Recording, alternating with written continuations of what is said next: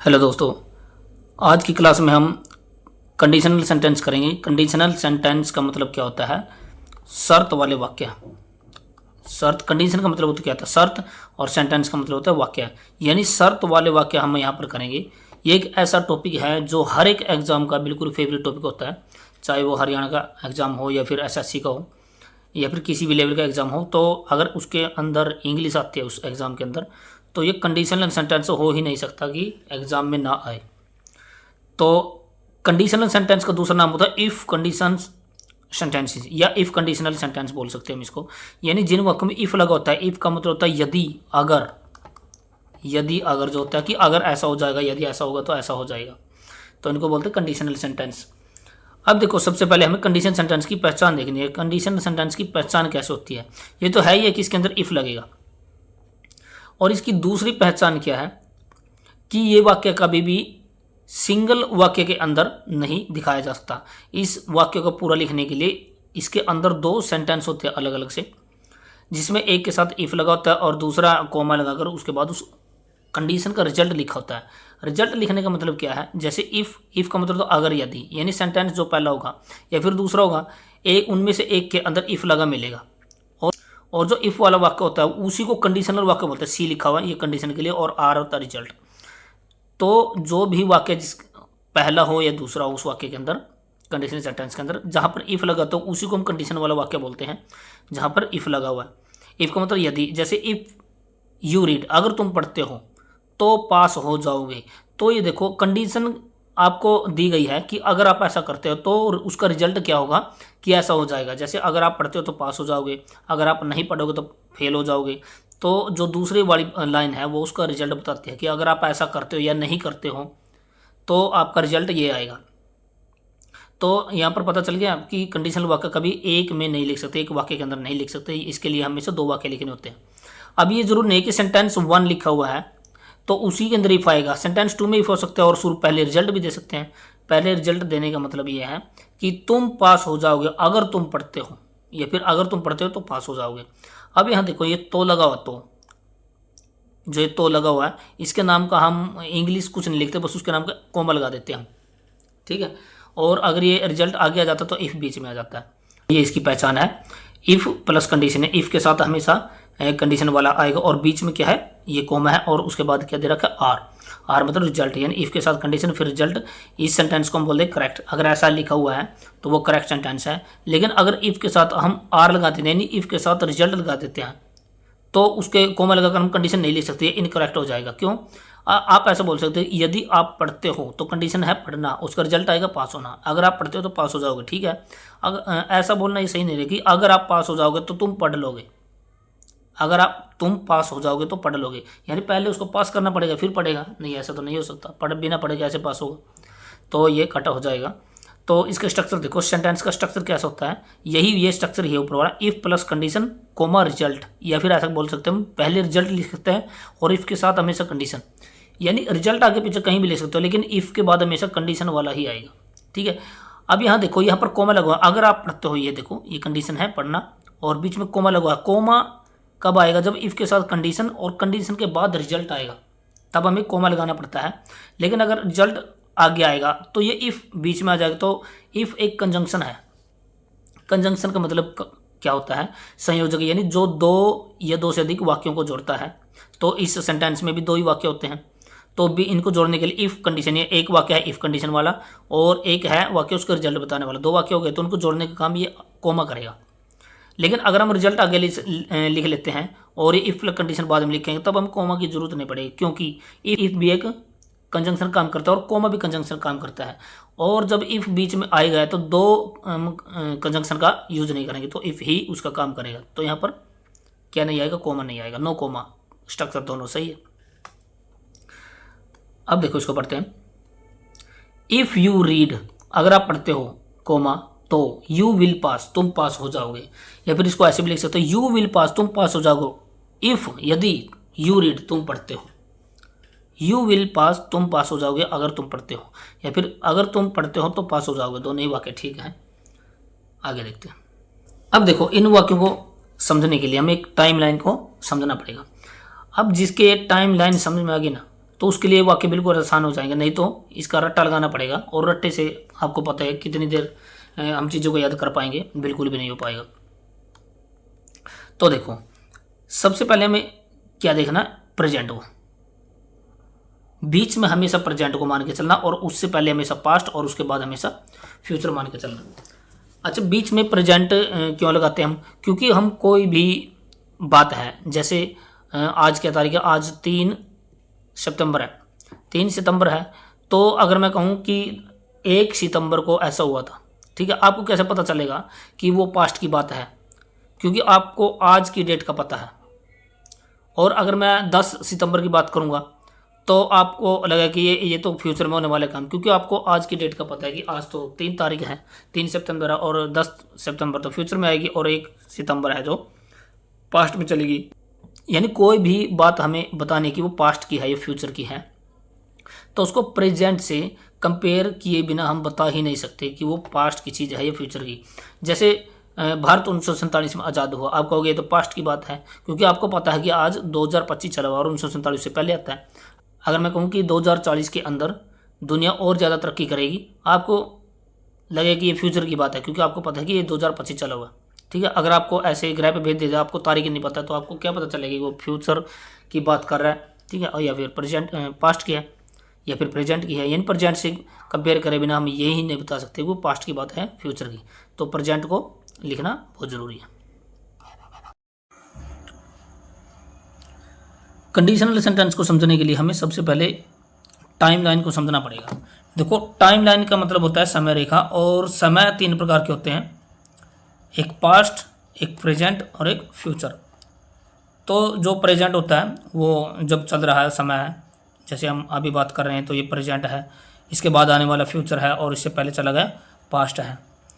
अब ये देखना इसके, जैसे हम कंडीशन अगर हम प्रेजेंट में रखते हैं, कोई भी कंडीशन है अगर प्रेजेंट में रखते हो तो उसका रिजल्ट तो आगे आएगा। जैसे अगर आप आज पढ़ते हो तो कल को पास हो जाओगे, कल परसों या फिर उससे अगले दिन, 1-2 साल कहीं भी, जो बाद का समय फ्यूचर हो जाएगा। और अगर ये कंडीशन यानी कंडीशन अगर हम प्रेजेंट में रखते हो तो उसका रिजल्ट फ्यूचर में आएगा, ठीक है। और अगर ये कंडीशन पास्ट में रखी होती है, तो इसके लिए भी आगे आना चाहिए रिजल्ट, ठीक है। ये तो प्रेजेंट में या फिर इसके आसपास ही कहीं, यानी अगर हम कंडीशन प्रेजेंट में रखें तो रिजल्ट कब आएगा उसका, फ्यूचर में। जैसे अगर तुम पढ़ते हो तो पास हो जाओगे, अगर तुम पढ़ते तो पास हो जाते, ठीक है। और इससे भी पहले एक टेंस होता है जो इसके अंदर नहीं लिखा हुआ, वो है पास्ट परफेक्ट।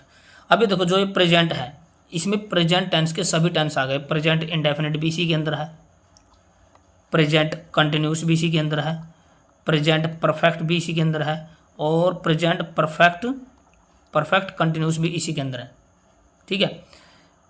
और पास्ट के सभी टेंस इसके अंदर नहीं है, ठीक है। बस ये प्रेजेंट के लिए अप्लाई होती है बात कि प्रेजेंट का कोई भी टेंस वो प्रेजेंट के नीचे ही रहेंगे। Present indefinite, present continuous, present perfect और प्रेजेंट परफेक्ट कंटिन्यूस, यानी कंडीशन प्रेजेंट के किसी भी वाक्य में रखेंगे हम, ठीक है। जैसे अगर तुम पढ़ते हो तो पास हो जाओगे, यू विल पास, ठीक है।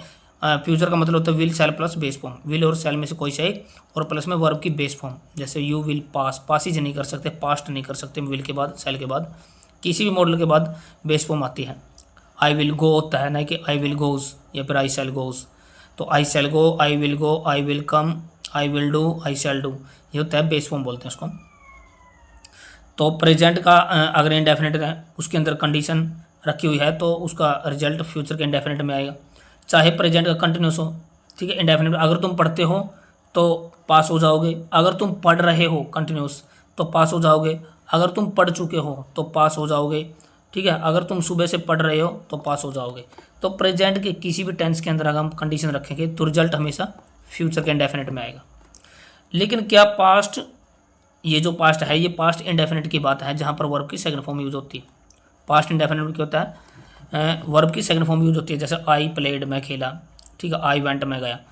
तो क्या पास्ट के भी सभी टेंस इसी के अंदर है कि पास्ट का इंडेफिनिट, ये तो पास्ट का इंडेफिनिट है वर्ब की सेकंड फॉर्म, ठीक है। पहली वर्ब की सेकंड फॉर्म होती है पास्ट के टेंस में, और प्रेजेंट में पहली वर्ब क्या होती है, वर्ब की फर्स्ट फॉर्म, और फ्यूचर में पहली वर्ब होती है विल, शैल और प्लस में बेस फॉर्म। तो ये सिर्फ प्रेजेंट के लिए है कि सभी टेंस इसके नीचे आएंगे, लेकिन पास्ट के लिए नहीं है। ठीक है। इसके अंदर सिर्फ क्या होता है, पास्ट इंडेफिनिट।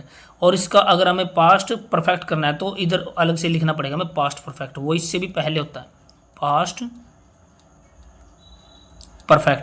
पास्ट परफेक्ट की फॉर्म होती है वर्ब की थर्ड फॉर्म, और ये हेड के बिना कभी नहीं आती, तो सभी को पता है। जिन्होंने टेंस का बेसिक पढ़ रखा है, शुरू के 8-10 वीडियो देख रखे हैं, उसको ज़्यादा समझ में आएगा। पास्ट परफेक्ट वो हेड की थर्ड फॉर्म होती है, हेड प्लस वर्ब की थर्ड फॉर्म होती है पास्ट परफेक्ट के अंदर, ठीक है। यह हम कह सकते हैं वर्ब की थर्ड फॉर्म को परफेक्ट वर्ब बोलते हैं, और वो हैव की फॉर्म के बिना नहीं आती, और यहाँ पर हेड आएगा क्योंकि पास्ट है, ठीक है। तो यहाँ पर हैव नहीं आ सकता क्योंकि प्रेजेंट परफेक्ट में होता है हैज और हैव, तो हैज और हैव क्योंकि वर्ब की फर्स्ट फॉर्म है और प्लस में वर्ब की थर्ड फॉर्म। और पास्ट का परफेक्ट बनाने के लिए उसको हेड करना पड़ेगा ताकि वो पास्ट भी रहे और परफेक्ट की वजह से वर्ब की थर्ड फॉर्म भी हो, ठीक है। ऐसा क्या है इसके अंदर, प्रेजेंट के अंदर जो प्रेजेंट टेंस है इसके सभी टेंस इसके नीचे आएंगे, और पास्ट इससे पुराना टेंस है वर्ब की सेकंड फॉर्म वाला पास्ट इंडेफिनिट, ठीक है। और इससे भी पुराना टेंस कौन सा है, पास्ट परफेक्ट, जिसको पास्ट ऑफ पास्ट बोलते हैं। पास्ट परफेक्ट का दूसरा नाम क्या है, पास्ट ऑफ पास्ट, यानी पास्ट का भी पास्ट, ठीक है। हम प्रेजेंट में खड़े, इसका पास्ट तो ये है, इससे पुरानी बात, तो इससे भी पुरानी की बात है, इसका भी पास्ट है, पास्ट का भी पास्ट है, पास्ट परफेक्ट, ठीक है। तो अगर हम कंडीशन प्रेजेंट इंडेफिनिट में रखें या फिर प्रेजेंट कंटिन्यूस में रखें, या फिर यानी इफ़ के साथ जो भी वाक्य आए, अगर उसके साथ वर्ब की फर्स्ट फॉर्म दे रखी है इंडेफिनिट, प्रेजेंट इंडेफिनिट है इफ़ के साथ, या फिर कंटिन्यूस दे रखे हैं, ठीक है, या फिर परफेक्ट दे रखे हैं हम, इफ़ प्लस परफेक्ट टेंस यानी प्रेजेंट परफेक्ट टेंस, और या फिर if plus present perfect continuous tense हो, तो उसका रिजल्ट हमेशा विल शैल प्लस वर्ब की बेस फॉर्म में आएगा, ठीक है। अगर यही कंडीशन हम पीछे रख देते हैं वर्ब की सेकंड फॉर्म में, यही कंडीशन हम पीछे रख देते हैं, तो देखो कोई भी रिजल्ट है वो हमेशा फ्यूचर में ही आता है। पहले हमें उसके लिए कर्म करना पड़ता है, कोई भी काम करना पड़ता है, ठीक है। कोई भी कंडीशन रखनी होती है, जैसे इफ़ प्लस कंडीशन है, अगर तुम पढ़ते हो तो पास हो जाओगे, तो इसका रिजल्ट हमेशा फ्यूचर में ही आएगा, ठीक है। अब ये देखो, अगर तुम पढ़ते हो तो पास हो जाओगे, यू विल पास। अगर तुम पढ़ रहे हो, इफ़ यू आर रीडिंग या फिर if you are studying you will pass, तो तुम पास हो जाओगे। अगर तुम पढ़ चुके हो, इफ़ यू हैव स्टडीड, ठीक है, हैव प्लस थर्ड फॉर्म, या फिर इफ़ ही हैज़ रेड, ठीक है, थर्ड फॉर्म रेड, तो यू विल पास। या फिर if you have been reading since morning, अगर तुम सुबह से पढ़ रहे हो तो यू विल पास, तुम पास हो जाओगे। ये तो कंडीशन किसकी है, प्रेजेंट की। लेकिन पास्ट के अंदर अगर हम इस कंडीशन को रख देते हैं, अगर तुम पढ़ते, यहाँ पे क्या लिखा था, यहाँ पर हमने क्या बोला था, इफ़ यू रीड या फिर इफ़ यू स्टडी, यहाँ पर हम स्टडी का सेकंड फॉर्म करते हैं स्टडीड। इफ़ यू स्टडीड, अगर तुम पढ़ते तो पास हो जाते। अब यहाँ पर क्या होगा, पास हो जाते का मतलब क्या है, ना तो तुम पढ़े और ना ही तुम पास हुए। अब देखो यहाँ पर हमने क्या किया था, प्रेजेंट के सभी टेंस प्रेजेंट के नीचे हैं, और पास्ट का जो सिर्फ इंडेफिनिट इधर है और परफेक्ट इधर है, ठीक है। तो इस यहाँ पर देखो प्रेजेंट और फ्यूचर के बीच में भी दो टेंस होते हैं, एक इधर और एक यहाँ पर, ठीक है। ये क्या है, ये फ्यूचर का इंडेफिनिट है। फ्यूचर का इंडेफिनिट क्या होता है, will shall plus base form. तो जब हम यहाँ पर कंडीशन रख रहे थे, एक मिनट देखो, जब हम यहाँ पर कंडीशन रख रहे थे, अगर जब हम यहाँ पर कंडीशन रख रहे थे तो रिजल्ट कहाँ आया था, फ्यूचर इंडेफिनिट के अंदर, यहाँ पर रिजल्ट आया था। लेकिन जब इस कंडीशन को हम थोड़ा इधर सरका देते हैं वर्ब की सेकंड फॉर्म की तरफ, ये सेकंड फॉर्म है, वर्ब की सेकंड फॉर्म की तरफ सरका देते हैं, तो ये जो रिजल्ट है ये थोड़ा सा इस साइड में सरक जाएगा, ठीक है, ये यहाँ पर आ जाएगा। और यहाँ पर जो यहाँ पे विल सेल था, जो विल सेल था, उस विल सेल का क्या बन जाता है, वुड, ठीक है। विल सेल अपने आप में वर्ब की फर्स्ट फॉर्म होती है विल और सेल की, और इनकी सेकंड फॉर्म होती है वुड, क्योंकि यहाँ पर देखो प्रेजेंट का कोई भी टेंस हो, प्रेजेंट इंडेफिनिट हो, उसमें पहली वर्ब की फर्स्ट फॉर्म आएगी। जैसे इफ़ यू रीड, अगर तुम पढ़ते हो, या फिर इफ़ आई रीड, या फिर इफ़ ही रीड्स, ठीक है, यहाँ पर वर्ब की फर्स्ट फॉर्म है। कंटिन्यूस में वर्ब की फर्स्ट फॉर्म है, जैसे he is studying, if he is studying, is भी वर्ब की फर्स्ट फॉर्म है। परफेक्ट में इफ़ यू हैव स्टडीड, ठीक है।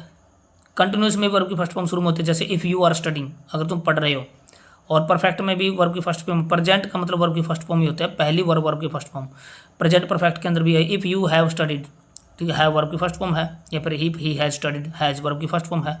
या फिर प्रेजेंट परफेक्ट कंटिन्यूस में, ठीक है, if you have been studying since morning, have भी वर्ब फर्स्ट फॉर्म है, ठीक है। यानी वर्ब की फर्स्ट फॉर्म इधर है, तो जब रिजल्ट इसका लिखेंगे वो भी वर्ब की फर्स्ट फॉर्म से स्टार्ट होगा, will shell, will shell first form है। लेकिन जब इसकी फर्स्ट फॉर्म यानी कंडीशन अगर फर्स्ट फॉर्म में ना हो के सेकंड फॉर्म में हो जाए, तो रिजल्ट की भी विल शैल की सेकंड फॉर्म हो जाएगी, और विल शैल की सेकंड फॉर्म होती है वुड, ठीक है, यानी कंडीशन यहाँ पर थी तो रिजल्ट यहाँ पर था फ्यूचर इंडेफिनिट में। लेकिन जब हमने इसको कंडीशन को इधर सरका दे वर्ब की सेकंड फॉर्म पर, तो विल सेल की भी सेकंड फॉर्म लगी। जब हम इसको थोड़ा पीछे ले जाएंगे, पास्ट में हमेशा वर्ब का नंबर बढ़ता है। पास्ट में जब भी हम वर्ब ले जाते हैं तो वर्ब का नंबर बढ़ जाता है। पास्ट में कैसे, जैसे हम प्रेजेंट में बोल रहे थे तो वर्ब की फर्स्ट फॉर्म के साथ बोल रहे थे। जब हम बैक ले गए, ठीक है, पास्ट में, ठीक है, तो वर्ब की सेकंड फॉर्म हो गई, क्योंकि जैसे पुरानी बातें होती जाती हैं, जैसे ही पास्ट में बातें चली जाती है तो वर्ब का जो नंबर होता है वो बढ़ जाता है। देखो 1 से सेकंड हो गया, और इससे पुरानी बात करते हैं तो यहाँ पर वर्ब की थर्ड फॉर्म हो जाती है, हैड प्लस थर्ड फॉर्म। ठीक है, फर्स्ट फॉर्म बिल्कुल जब हम बोल रहे हैं प्रेजेंट के अंदर, और जब हम पुरानी बातें करते हैं तो एक का 2 हो गया, सेकंड फॉर्म में बोलेंगे, और उससे पुरानी तो हेड प्लस थर्ड फॉर्म। तो इसका भी तो यही रहेगा, रिजल्ट का ये तो कंडीशन थी। अब रिजल्ट का भी यही रहेगा, जब रिजल्ट विल सेल में है, ठीक है, तो वो वर्ब की फर्स्ट फॉर्म है, और जब हम रिजल्ट सेकंड फॉर्म में लिखेंगे, यानी जैसी कंडीशन जिस फॉर्म में है, कंडीशन जिस वर्ब की फॉर्म में लिखी हुई है, और रिजल्ट भी उसी फॉर्म में लिखना पड़ेगा। यहाँ पर वर्ब की फर्स्ट फॉर्म के अंदर कंडीशन थी, तो वर्ब की first form will shall, verb की फर्स्ट फॉर्म होती है विल सेल की, तो वो विल सेल में दे रखा था। जब हम इसको फर्स्ट का सेकंड करते हैं तो विल सेल का भी सेकंड वुड हो जाएगा। इफ़ यू, जैसे हम इसमें बोल रहे थे, इफ़ यू स्टडीड, अगर तुम पढ़े होते, ठीक है, यहाँ पर अगर तुम पढ़ते, if you studied, you would पास, तुम पास हो जाते। ठीक है, तो विल सेल के बाद ही बेस फॉर्म रहता है, और वुड के बाद भी बेस फॉर्म, कोई भी मॉडल हो हमेशा बेस फॉर्म रहती है उसके बाद। ठीक है, आई मे गो, ठीक है, I can go, I can do, ठीक है, यू वुड गो, ये सभी बेस फॉर्म ही रहते हैं किसी मॉडल के बाद। ठीक है, और जब हम कंडीशन पास्ट और पास्ट में ले जाएंगे, पास्ट परफेक्ट के अंदर, पास्ट परफेक्ट के अंदर, पास्ट परफेक्ट क्या होता है, हैड प्लस वर्ब की थर्ड फॉर्म। ठीक है, यानी पास्ट और पास्ट बोलते हैं जिसको हम। अब यहाँ पर देखो, जब हम यहाँ पर कंडीशन रख रहे थे तो विल सेल के अंदर रिजल्ट आया था। जब हम वर्ब की सेकंड फॉर्म में किया तो विल सेल का यहाँ पर वुड हो गया था, will shall plus base form, यहाँ वुड प्लस बेस फॉर्म। लेकिन जब हम और आगे सरकाते हैं इसको, कंडीशन को, हैड प्लस थर्ड फॉर्म के, इफ़ यू हैड स्टडीड, अगर तुमने पढ़ाई की होती, तो ये वुड से भी यहाँ से भी आगे सर के यहाँ पर आ जाएगा। सिर्फ 2 ही है इसके अंदर, फ्यूचर से पहले क्या है, 2 है, एक ये है वुड वाला और एक ये। तो हैड प्लस थर्ड फॉर्म में जब हम कंडीशन ले जाते हैं तो यहाँ पर भी हैव की फॉर्म प्लस थर्ड फॉर्म आनी चाहिए। ठीक है, जैसे यहाँ पर विल था, या फिर सेल प्लस में बेस फॉर्म था, बेस फॉर्म हमेशा इनके बाद रहेगी, ये कभी नहीं हटेगी, will shall plus base form. जब यहाँ पर रिजल्ट आया तो वुड प्लस बेस फॉर्म। ठीक है, यहाँ पर सेल नहीं आएगा, विल और सेल का पास्ट ही वुड होता है। जब हम और पीछे ले जाएंगे, जब कंडीशन पीछे से रख गई हैड प्लस थर्ड फॉर्म में, तो यहाँ पर भी क्या होगा, वुड हैव थर्ड फॉर्म आ जाएगी, would plus have plus verb की third form, would plus have plus verb की थर्ड फॉर्म। ठीक है, ऐसा क्यों है, क्योंकि वुड के बाद हम थर्ड हैड नहीं लिख सकते, यहाँ पर तो हैड आ गया, क्योंकि वुड हमेशा अपने बाद क्या मानता है, कोई भी मॉडल अपने बाद बेस फॉर्म मांगता है, और हैव की बेस फॉर्म हैव ही है। ठीक है, थर्ड फॉर्म लगानी जरूरी थी, यहाँ पर थर्ड फॉर्म लगानी जरूरी थी, क्योंकि यहाँ पर थर्ड फॉर्म है तो यहाँ पर भी थर्ड कर दिया। ठीक है, और यहाँ पर हैव की फॉर्म है तो यहाँ पर हैव की फॉर्म सिर्फ, यहाँ पर हैव ही लगा सकते हैं, यहाँ पर हैड हो जाएगा, यहाँ पर हैव नहीं कर सकते क्योंकि पास्ट भी रखना है। लेकिन यहाँ पर पास्ट रखने के लिए वुड है हमारे पास, विल और सेल का पास्ट वुड है। ठीक है, और इसके बाद बेस फॉर्म चाहिए तो हैव प्लस थर्ड फॉर्म, यहाँ पर हैव की फॉर्म प्लस थर्ड फॉर्म है, यहाँ पर हैव प्लस थर्ड फॉर्म। ठीक है, तो वुड हैव थर्ड, यानी यहाँ पर अगर तुमने पढ़ाई की तो इफ यू हैड स्टडीड तो यू वुड हैव पास्ड, ऐसा कर देंगे हम। ठीक है, समझ में आया। दोबारा देखते हैं, प्रेजेंट के नीचे प्रेजेंट के किसी भी टेंस के अंदर और कंडीशन हो, रिजल्ट हमेशा will shall plus base form में आएगा। और जब यही कंडीशन हम सेकंड में ले जाते हैं तो विल सेल की सेकंड वुड हो जाएगा और बेस फॉर्म साथ में है। जब इसको और हम पीछे ले जाएंगे कंडीशन को, हैड प्लस थर्ड, तो ये भी हैव प्लस थर्ड में हो जाएगा, और वुड ऐसे कैसे रहेगा। देखो, विल सेल का हम वुड बना दिया, और वुड का आगे तीसरी फॉर्म कोई और नहीं है कि वुड का और आगे बन जाए, जैसे किल किल्ड किल्ड। ठीक है, तो वुड का वुड ही रहेगा, अब सिर्फ हम हैव इसको चेंज कर सकते हैं, हैव प्लस थर्ड फॉर्म। ठीक है, यहाँ तक समझ में आए। अब हम एग्जाम्पल करते हैं, बहुत आसान है, लेकिन आपका बेस पड़ा हुआ होना चाहिए उस टाइम। पहला सेंटेंस देखो, if he qualifies the exam, अगर वो एग्जाम को क्वालिफाई करता है। देखो, जहाँ पर इफ़ लगा हुआ वही कंडीशन है, ये कंडीशन है, कॉमा का मतलब होता है तो, और ये है रिजल्ट। ठीक है, ध्यान रखना कि इफ़ जहाँ पर लगा तो वही लाइन हमें पहले पढ़नी है, चाहे वो बाद में लिखी हो, चाहे वो बाद में लिखी हो या फिर शुरू में लिखी हो, तो हमें अंदर ही अंदर उसको पहले पढ़ना है, इफ़ वाले को। If he qualifies the exam, अगर वो एग्जाम को क्वालिफाई करता है। ठीक है, क्वालिफाई हो या फिर क्वालिफाइज हो, ध्यान रखना, क्वालिफाई लिखा हो या फिर क्वालिफाइज लिखा हो, ये दोनों वर्ब की फर्स्ट फॉर्म है। ठीक है, अब देखो, क्वालिफाई तो बेस फॉर्म भी होती है, बेस फॉर्म कभी भी वाक्य के अंदर पहले नंबर पर नहीं आती, वो हमेशा दूसरे नंबर पर रहती है। ठीक है। जैसे आई गो टू स्कूल, तो गो बेस भी है फर्स्ट भी है, लेकिन ये इसको वाक्य के अंदर अलग हम लिखते हैं, कहीं अलग दिखा कि गो कैसी फॉर्म है, तब आप बोल सकते हो कि ये बेस भी है और फर्स्ट भी है, ठीक है। लेकिन जब हम वाक्य के अंदर लिखेंगे, अगर हमें एक ही नाम लेना है तो हम उसको सिर्फ फर्स्ट बोलना है, क्योंकि बेस फॉर्म शुरू में नहीं आती। शुरू में पहली वर्ब, जब वर्ब होते हैं पहले नंबर पर वर्ब होती है जो, वो बेस फॉर्म नहीं है, तो वो हमेशा दूसरे नंबर पर आ। जैसे I do not go to school, I do not go. अब यहाँ पर डू बेस नहीं है, यहाँ पर फर्स्ट है, क्योंकि पहले नंबर पर बेस नहीं आती। गो फर्स्ट नहीं है, ये बेस है, क्योंकि जो फर्स्ट फॉर्म है वो दूसरे नंबर पर नहीं आती, ठीक है। यानी बेस फॉर्म हमेशा दूसरे नंबर पर आती है और फर्स्ट फॉर्म हमेशा पहले नंबर पर आती है। If he qualifies the exam, अगर वो एग्जाम को क्वालिफाई करता है, देखो क्वालिफाइज वर्ब की फर्स्ट फॉर्म है, यानी कंडीशन इफ लगा हो तो कंडीशन फर्स्ट फॉर्म में है, ठीक है। प्रेजेंट के किसी भी टेंस के अंदर फर्स्ट फॉर्म है तो प्रेजेंट टेंस है, बताया था। जिसने टेंस नहीं पढ़े, ठीक है, वो जाके देखो वीडियो तो समझ में आएगा, नहीं तो कुछ भी समझ में नहीं आएगा। तो इफ़ ही क्वालिफाइज वर्ब की फर्स्ट फॉर्म है तो प्रेजेंट टेंस है। पहली वर्ब की फर्स्ट फॉर्म तो प्रेजेंट होता है, पहली वर्ब की सेकंड फॉर्म हो तो पास्ट होता है, और पहली verb will shall plus base form हो तो फ्यूचर होता है। तो ये प्रेजेंट है, तो प्रेजेंट का कोई भी टेंस हो, हमें ये नहीं देखना कौन सा टेंस है, बस प्रेजेंट है पता चल गया। तो प्रेजेंट में अगर कंडीशन रखी है तो रिजल्ट में से will shall plus base form में आएगा। तो he will host A party, अगर वह एग्जाम को क्वालिफाई करता है तो वह एक पार्टी रखेगा। हम रिजल्ट को पहले लिख सकते हैं और कंडीशन को बाद में भी लिख सकते हैं, तो इफ़ बीच में आ जाएगा, ठीक है। ये कॉमा ऐसे गायब हो जाएगा, क्योंकि दो वाक्यों को जोड़ने के लिए हमें कंजंक्शन की जरूरत होती है। यहाँ पर दो वाक्यों को जोड़ने के लिए कॉमा था, लेकिन जब इफ़ वाला कंडीशन बाद में लिखे तो इनको जोड़ने के लिए है, तो दो बार क्या लगाने की जरूरत नहीं है, कंजंक्शन लगाने की जरूरत नहीं। वैसे कॉमा कंजंक्शन होता नहीं है, कंजंक्शन का काम करता है इफ़ कंजंक्शन है, जो दो वाक्यों को जोड़ता है, दो सब्जेक्ट या दो वाक्यों को। देखो बेशक से रिजल्ट आगे लिख दिया, इसका मतलब ये नहीं कि रिजल्ट पहले आएगा कि वो पहले वो पार्टी करेगा और बाद में एग्जाम क्वालिफाई करेगा, नहीं। लिखने पढ़ने या लिखने के हिसाब से आप कैसे भी लिख सकते हो, लेकिन असल में तो काम तो पहले वो एग्जाम में क्वालिफाई करे तभी तो पार्टी करेगा, ठीक है। बोलने में आगे पीछे कर सकते हो आप। He will host A party, वह एक पार्टी करेगा या फिर रखेगा, इफ़ यदि ही क्वालिफाइज द एग्जाम, अगर वह एग्जाम को क्वालिफाई करता है। अगर वह कैसे भी लिखा, फिर भी हमें इफ़ वाला पहले पढ़ना है। If he qualifies the exam, if he qualifies the exam, qualify तो वर्ब की फर्स्ट फॉर्म है, तो रिजल्ट भी विल शैल, यानी फर्स्ट फॉर्म वाला रिजल्ट आना चाहिए, तो विल शैल, ठीक है। कंडीशन में जैसी वर्ब का नंबर दे रखा है तो रिजल्ट में भी वैसा ही आएगा। कंडीशन में अगर वर्ब की फर्स्ट फॉर्म है तो रिजल्ट में भी वर्ब की फर्स्ट फॉर्म विल वाली, विल शैल वाली, ठीक है। कंडीशन में वर्ब की सेकंड फॉर्म है तो विल की भी सेकंड फॉर्म वुड हो जाएगी, और इसमें थर्ड फॉर्म है हैव प्लस थर्ड फॉर्म, तो उसमें भी हैव प्लस थर्ड फॉर्म रहेगी, ठीक है। बस ये बात ध्यान रखना कि कंडीशन के अंदर कोई भी वर्ब की फर्स्ट फॉर्म आ सकती है, लेकिन रिजल्ट हमेशा फ्यूचर में ही रहेगा, और फ्यूचर के लिए विल शैल की ही फर्स्ट और सेकंड फॉर्म यूज होती है, न कि कोई और सेकंड फॉर्म लिख देंगे। हम कैन का कुड कर दिया, ठीक है, कैन और कुड यूज नहीं कर सकते हम, किल्ड वॉच्ड, ठीक है, यह नहीं कर सकते हम। कंडीशन में कोई भी वर्ब आ सकती है, लेकिन रिजल्ट के लिए विल शैल और वुड के अलावा हम कोई और वर्ब यूज नहीं कर सकते, क्योंकि रिजल्ट हमेशा फ्यूचर में रहता है। तो if he qualifies the exam, अगर वो एग्जाम को क्वालिफाई करता है तो he will host A party करेगा, ठीक है। अभी यहाँ देखो, यहाँ ध्यान देने की बात है, when condition is first verb की फर्स्ट फॉर्म। अभी जो मैंने बोला, अगर कंडीशन की पहली वर्ब की फर्स्ट फॉर्म है तो रिजल्ट की भी पहली वर्ब की फर्स्ट फॉर्म हो। यहाँ पर फर्स्ट फॉर्म कौन सी वर्ब की बात है, विल शैल की बात है, ठीक है। ये लिखा हुआ देखो, विल और शैल, विल या फिर शैल ये वर्ब की फर्स्ट फॉर्म मानते हैं, और वुड को वर्ब की सेकंड, यहाँ पर शैल नहीं लिखा हुआ, शैल भी है।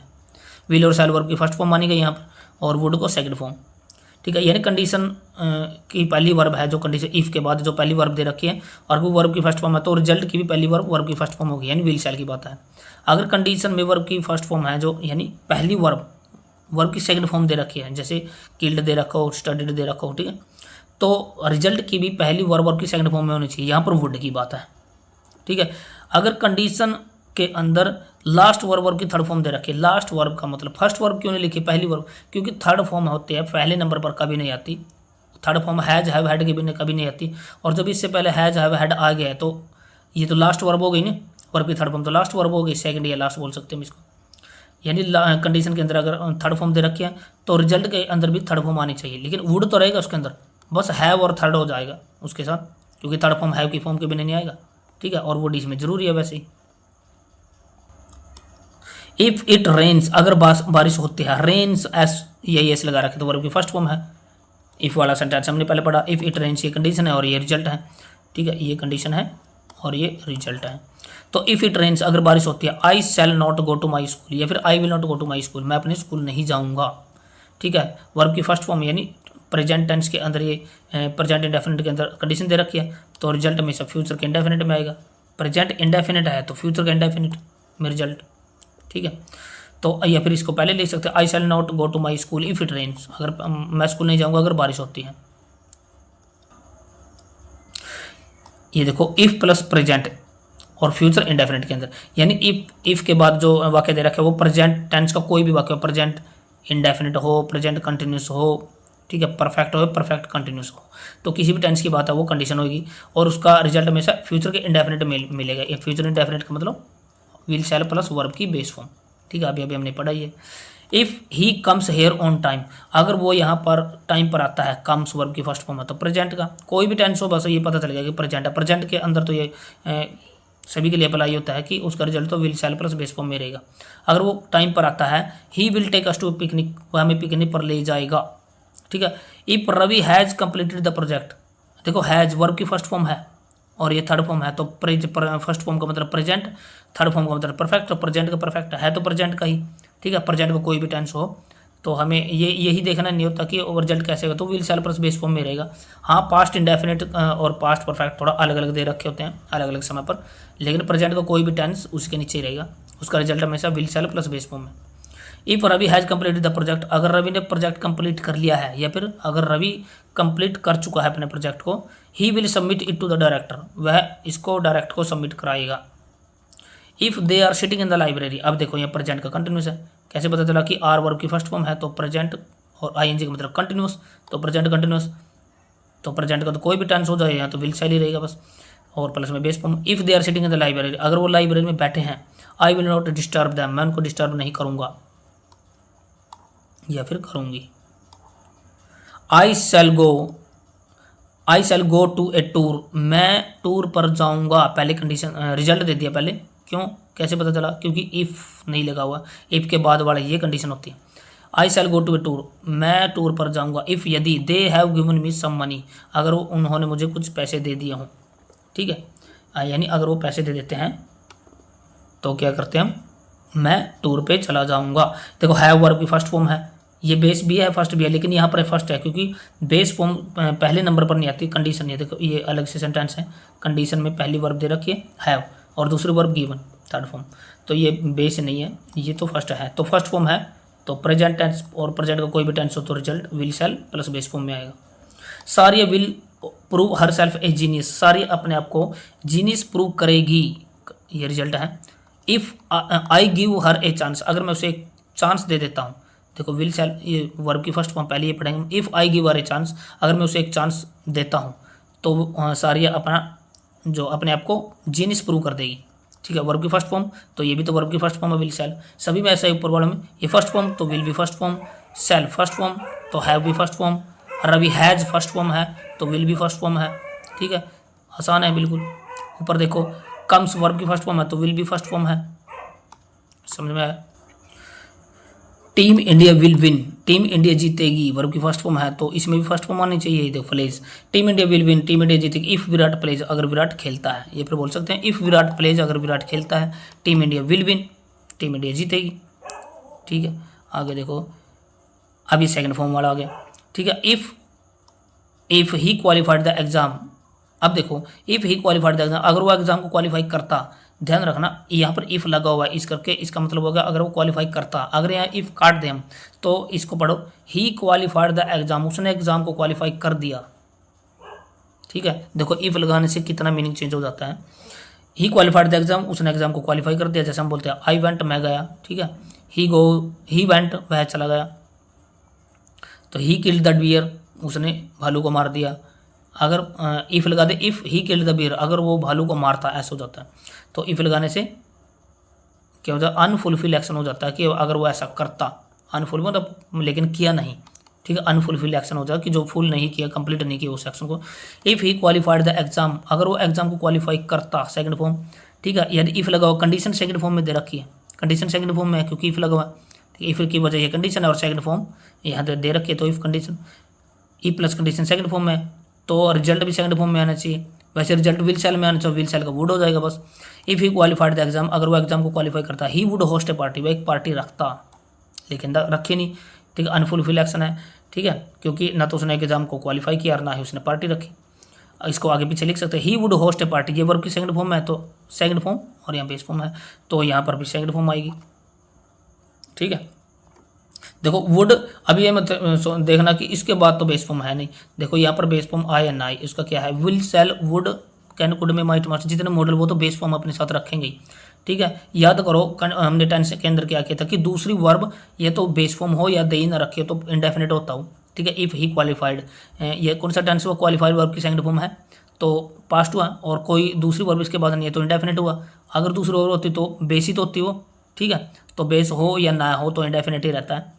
तो यहाँ पर भी क्या है, पहली वर्ब की सेकंड फॉर्म है, ठीक है, तो ये पास्ट हुआ, और यहाँ पर बेस फॉर्म है तो इंडेफिनिट हुआ, ठीक है। मतलब वुड की वजह से पास्ट हुआ और ये इंडेफिनिट है, ये भी इंडेफिनिट टेंस है और ये भी क्या है, इंडेफिनिट। तो if he qualified the exam, बस ये ध्यान रखना, ये सेकंड फॉर्म में तो ये भी सेकंड फॉर्म के अंदर, बस अगर वो एग्जाम को पास करता तो पार्टी रखता।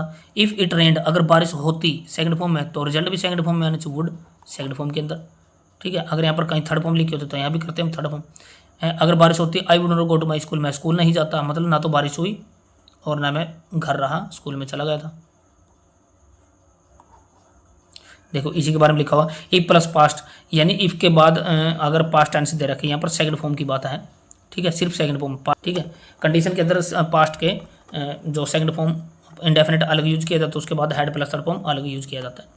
ई प्लस पास्ट की वर्ब की सेकंड फॉर्म, तो क्या है, तो फ्यूचर भी पास्ट टेंस में यूज होगा। देखो फ्यूचर में ही, फ्यूचर की ही वर्ब लगेगी, यानी वर्ब तो फ्यूचर की लगेगी लेकिन पास्ट टेंस के अंदर लगेगी, ठीक है। यानी क्वालिफाइड किया, ठीक है। ऊपर देखो हमने क्या किया था, ये सेकंड फॉर्म की, ठीक है, सेकंड फॉर्म कंडीशन, तो रिजल्ट तो फ्यूचर में आना चाहिए था, लेकिन ये कंडीशन सेकंड फॉर्म में है, पास्ट में है कंडीशन, तो विल फ्यूचर वर्ब होते विल सेल, और फ्यूचर वर्ब की पास्ट टेंस में विल सेल को लिखो, पास्ट टेंस में विल सेल क्या होता है, वुड, ठीक है। यानी कहने का मतलब है फ्यूचर की वर्ब पास्ट वाली लिख दो बस, तो वुड है।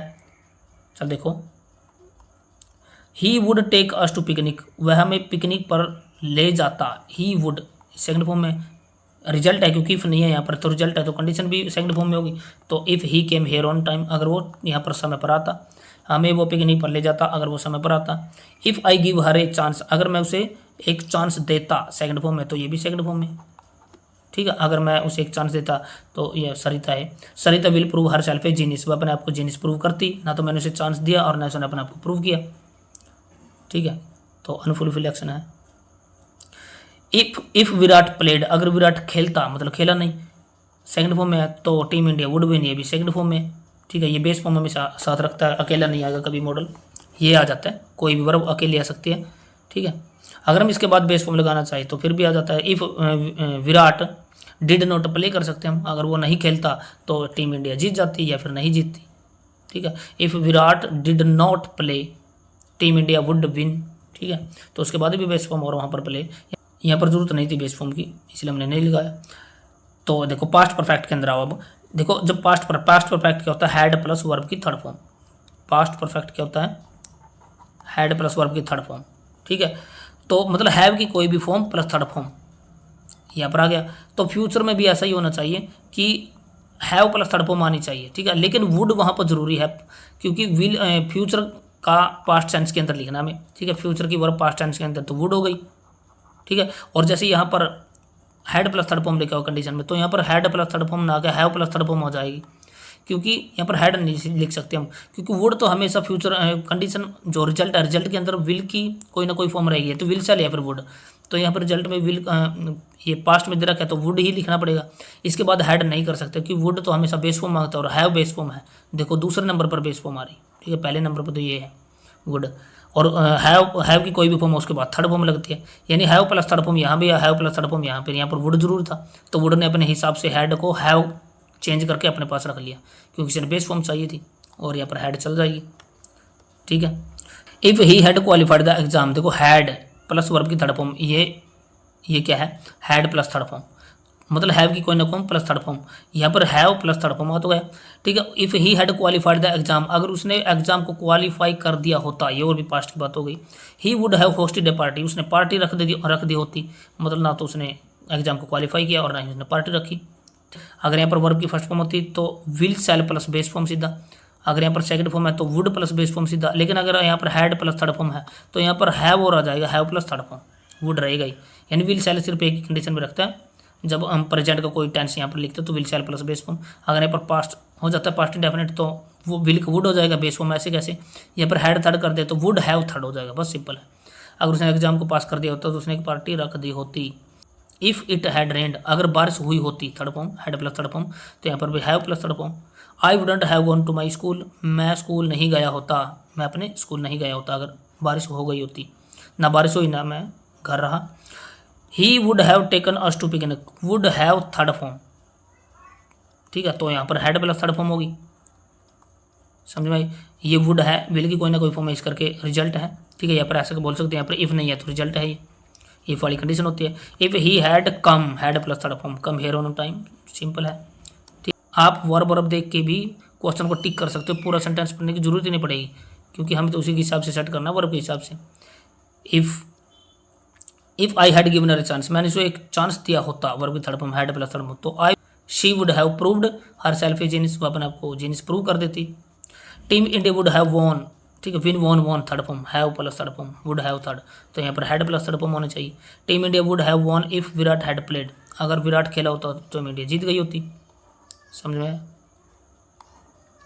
अदर एग्जाम्पल देखो, if Rama had a scooty, अगर रामा के पास स्कूटी होती, यहाँ पर हैड, यहाँ पर थर्ड फॉर्म मत बोलना इसको। देखो ये सिर्फ हैड है, हैव की कोई ना कोई फॉर्म, उसके बाद थर्ड फॉर्म होती है, ये थर्ड होती, इसको हम थर्ड मान ही नहीं सकते, क्योंकि थर्ड फॉर्म पहले नंबर पर कभी नहीं आती है, पर पहली वर्ब है। थर्ड फॉर्म अपनी साथ है, जब हैव की कोई ना कोई फॉर्म लेके चलती है, हैव की फॉर्म यहाँ पर इससे पहले लगी नहीं है, ठीक है, तो हम डायरेक्टली इसको थर्ड फॉर्म नहीं मान सकते, ये सेकंड फॉर्म है, ठीक है। एक पर रमा हैड स्कूटी, अगर रमा के पास स्कूटी होती, देखो ये सेकंड फॉर्म है, तो सेकंड फॉर्म में वुड प्लस बेस फॉर्म, ठीक है, वुड प्लस बेस फॉर्म। ये देख, she would give it to me, अगर रमा के पास स्कूटी होती है वो मुझे दे देती। इफ रमा हैड स्कूटी, यहाँ पर ये थर्ड फॉर्म मानेंगे हम इसको, हैड को, क्योंकि इससे पहले हैव की कोई ना कोई फॉर्म है, तो ये थर्ड है। अब ये सेकंड हो गई, क्योंकि पहले नंबर पर थर्ड फॉर्म कभी नहीं आती, सेकंड और फर्स्ट आ सकती है, जैसे ये सेकंड आ गई, ठीक है। या ये इसको फर्स्ट नहीं मान सकते, हैड को, फर्स्ट तो हैज और हैव होती है, और ये हैड सेकंड है, ऊपर भी हैड सेकंड है, तो ये हैड प्लस थर्ड फॉर्म। तो इफ रमा हैड स्कूटी, अगर उसके पास स्कूटी रही होती है, फिर हुई होती, she would have given it to me, वह मुझे दे दी गई होती, उसके द्वारा मुझे दे दी गई होती, यहाँ पर मुझे दे देती। If Rama had scooty she would have given it to me, had plus third form, तो ये भी हैव प्लस थर्ड फॉर्म और वुड पक्का है, ठीक है। रिजल्ट के अंदर तो विल की कोई ना कोई फॉर्म पक्की रहेगी, विल शैल वुड और would. Sam would have killed snake if it attacked him yesterday, सांप को मार देता, देखो जो काट रखा है इसको पहले बिना काटे ही ऐसे समझो कि यही है, बाद में हम करेक्ट करेंगे। Sam would have killed the snake, Sam would have killed snake, Sam ने सांप को मार दिया होता। If it attacked me yesterday, अगर वो कल उस पर क्या करता, अटैक करता। अब देखो मतलब ना तो उसने अटैक किया ना उसने सांप को मारा, समझ पा रहे हैं। अब ऐसा क्यों है, देखो ये क्यों काटा। अब ऊपर वाले देखो सारे सेंटेंस, यहाँ पर हैड है, इसी करके हमने हैड वर्ब की सेकंड फॉर्म में इस करके हमने वुड सही कर दिया, क्योंकि इसकी वजह से इसके साथ ये मैच होना चाहिए। यहाँ पर हैड प्लस थर्ड फॉर्म है, तो अगर यहाँ पर ये ना लिखा होता, हैव ना लिखा होता, यहाँ पर गिव लिखा होता, तो हम इसको सही करते इसको मानकर, क्योंकि यहाँ पर हैड प्लस थर्ड फॉर्म है तो इसको सही कर दिया। जितने भी हमने सेंटेंस अभी तक पढ़े हैं इसके अंदर कंडीशन समय, इसको लेफ्ट वाले को सही मानकर राइट वाला हम सही कर रहे थे, लेकिन इसके अंदर क्या है, इसको हम बाद वाले को सही मानकर पहले वाला गलत बता रहे हैं।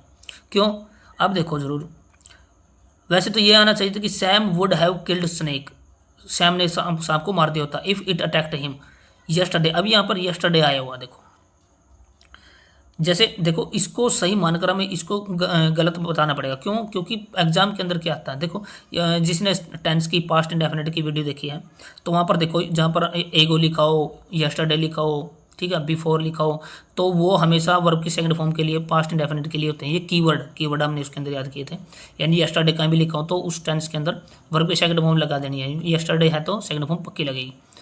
देखो एग्जाम के अंदर क्या होता है, ऐसे एरर आते हैं, ऐसे लगे होते हैं, ठीक है, ये लिखा होता ए, ये लिखा होता बी, ये सी और ये डी लिखा होता कि इसमें, और लास्ट में लिखा होता नो एरर, ठीक है, इनमें एरर बताओ। अगर आप इसको सही मानकर, देखो इसको सही मानकर और इसको सही करने चलोगे, ठीक है, तो सेंटेंस, उन दो सेंटेंस आपको सही करने पड़ेंगे, बी और सी और डी के अंदर गलती मानेंगे, लेकिन हमें ऑप्शन तो एक ही सिलेक्ट करना होता है कि ए बी सी और डी, बताओ गलती किसमें है। वुड हैव किल्ड को, देखो वुड हैव किल्ड को सही मानकर, तो यहाँ पर हैड अटैक्ड होना चाहिए, तो हैड अटैक्ड तो पर यस्टरडे के साथ गलत हो जाएगा, ठीक है। यहाँ पर had attacked, would have killed को सही मानकर हैड अटैक्ड नहीं कर सकते, कर सकते थे लेकिन अगर यस्टरडे ना होता तो यस्टरडे बोलेगा मेरे से पहले सेकंड फॉर्म आनी चाहिए। यहाँ पर वुड हैव किल्ड बोलेगा मेरे बाद हैड प्लस थर्ड फॉर्म आनी चाहिए, तो वुड हैव किल्ड को सही मानकर हम यहाँ पर हैड प्लस थर्ड फॉर्म लिख दिया, तो यस्टरडे इसको गलत बताएगा। तो ऐसा करेंगे हम दो, इसको ये तो हम सी में गलती बता सकते हैं, यहाँ पर डी में, तो सी और डी दोनों ही सही है। यस्टरडे के हिसाब से यहाँ अटैक्ड ठीक है, तो इसी को सही करना पड़ेगा, हम बी को हैव किल्ड को किल करेंगे और वुड सही है ऐसे कैसे। If Kumar had boat the helmet 2 days अगो, अगर कुमार ने 2 दिन पहले हेलमेट खरीद लिया होता है, ही वुड नॉट पे द पेनल्टी चार्ज। देखो वुड प्लस बेस फॉर्म यानी second form plus base form, तो यहाँ पर भी सेकंड फॉर्म आनी चाहिए, ठीक है। वुड मतलब थर्ड फॉर्म नहीं आनी चाहिए, वुड प्लस बेस फॉर्म। तो क्या है, अगर उसने एगो लिखा हुआ है, एगो जहाँ पर भी आती है यस्टरडे एगो, तो उससे पहले में सब वर्ब की सेकंड फॉर्म यूज होती है। पास्ट इंडेफिनिट में जाके देखो, इफ रमा बोट, ये सिर्फ बोट आएगा, थर्ड फॉर्म नहीं आ सकती, सेकंड फॉर्म ही आएगी क्योंकि यस्टरडे जैसे attacked second form, head plus attacked गलत हो जाएगा यहाँ पर एगो की वजह सेकंड फॉर्म, ये ठीक मानना पड़ेगा हमें। If Kumar had boat that, देखो वैसे तो हैड प्लस थर्ड फॉर्म की वजह से यहाँ पर वुड हैव थर्ड होना चाहिए, वुड नॉट हैव पेड होना चाहिए था क्योंकि हैड थर्ड है, लेकिन एगो की वजह से हम इसको सही नहीं कर सकते, ठीक है। तो एगो की वजह से यहाँ सेकंड फॉर्म आएगी, और जब यहाँ पर सेकंड आ गई तो वुड प्लस पे अपने आप ठीक हो जाएगा, ठीक है, क्योंकि ऐसे आते हैं ना गलती। तो दो सेंटेंस के अंदर गलती, हम दो पार्ट्स के अंदर क्वेश्चन के हम गलतियाँ नहीं बता सकते, गलती तो किसी एक में ही होती है ABCD, ठीक है। यानी हमें वो चूज करना, किसी एक को ठीक करने की वजह से सारा सेंटेंस ठीक हो जाए। तो यहाँ पर पहले वाले में गलती हो गई, पर लास्ट वाले में बस if Rama boat, if Kumar boat the helmet 2 days अगो, अगर 2 दिन पहले खरीद लेता तो उसे चार्ज पे नहीं करना पड़ता। अब देखो Shilpa would look after her cow, would plus देखो क्या लिखा हुआ, base form, would plus base यानी सेकंड फॉर्म है वुड, और प्लस बेस फॉर्म, यहाँ पर भी सेकंड फॉर्म आनी चाहिए। देखो if her father has not asked her by now, अब यहाँ पर देखो इसके हिसाब से वुड प्लस बेस फॉर्म, तो यहाँ पर फादर आस्क्ड आना चाहिए वर्ब की सेकंड फॉर्म, क्योंकि ये सेकंड फॉर्म है, ठीक है। लेकिन हमें इसको सही करना पड़ेगा बाद वाले को, क्यों, क्योंकि यहाँ पर बाय नाउ एक कीवर्ड लिखा हुआ है, ये किसका, ये प्रेजेंट परफेक्ट का होता है, प्रेजेंट परफेक्ट, जाके देखो प्रेजेंट परफेक्ट पढ़ो, उसमें बाय नाउ लिखा हुआ है कि बाय नाउ कहीं पर अभी तक, अगर उसे नहीं बिका अभी तक, मतलब प्रेजेंट परफेक्ट। बाय नाउ जहाँ पर लिखा हो तो has have plus third form हमेशा लगेगी, तो बाय नाउ की वजह से ये फिक्स हो गया कि has have third form by now के हिसाब से, ठीक है। तो गलती यहाँ पर सुधारनी है पहले वाले में, ठीक है। अगर इसको सही मानकर हम गलती किस दोनों के अंदर हमें गलती सुधारनी पड़ेगी, इसको भी सही करना पड़ेगा, इसको भी सही, लेकिन ऑप्शन तो एक ही चूज करना है, ठीक है। इसको सही मानेंगे तो दोनों के अंदर गलती मिलेगी, ठीक है, इसके अंदर भी और इसके अंदर भी, लेकिन हम इसको सही मानकर इनके हिसाब से इस पहले वाले को ठीक करेंगे हम। If her father has not asked her by now, अभी तक उसके पिता ने अगर नहीं बिका है, फिर भी वो ध्यान रखे अपने गाय का, यानी शिल्पा बहुत ही केयर करती है अपनी गाय की, अगर उसका पिता नहीं भी कहता है फिर भी देखभाल करती है, ठीक है। If her father has verb की फर्स्ट फॉर्म है, तो प्रेजेंट का कोई भी टेंस हो, हैज दे रखा है, मतलब कंटिन्यूस हो या परफेक्ट कोई भी हो, लेकिन हैज तो है ही है, प्रेजेंट का है तो विल सेल में आना चाहिए।